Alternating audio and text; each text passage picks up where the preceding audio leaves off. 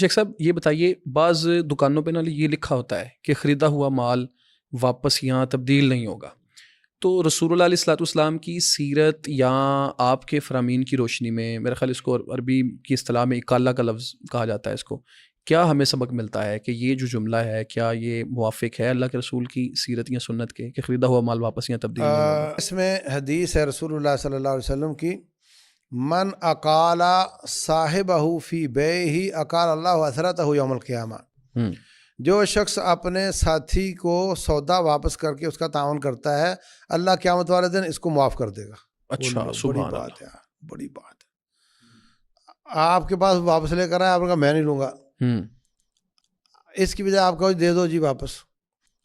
اگر کوئی نقصان کر کے آیا تو وہ نقصان پورا کر لو اسے، تو اس کی بدلے اللہ تعالیٰ آپ کو قیامت والے دن معاف کر دے گا۔ سبحان یہ بہت بڑی بات ہے۔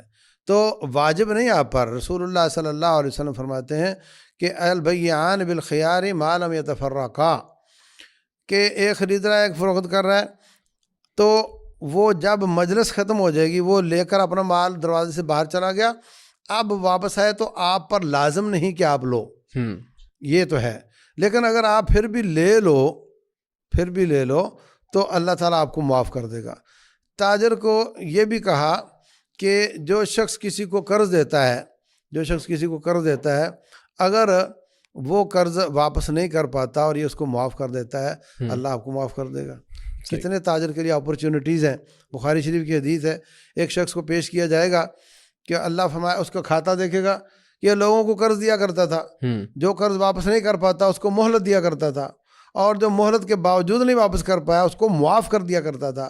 اللہ فرمائے گا کہ تو میرے بندوں کو معاف کرتا تھا، میں تجھے معاف کرتا ہوں۔ واللہ اعلم، وصلی اللہ وسلم وبارک علی نبینا محمد۔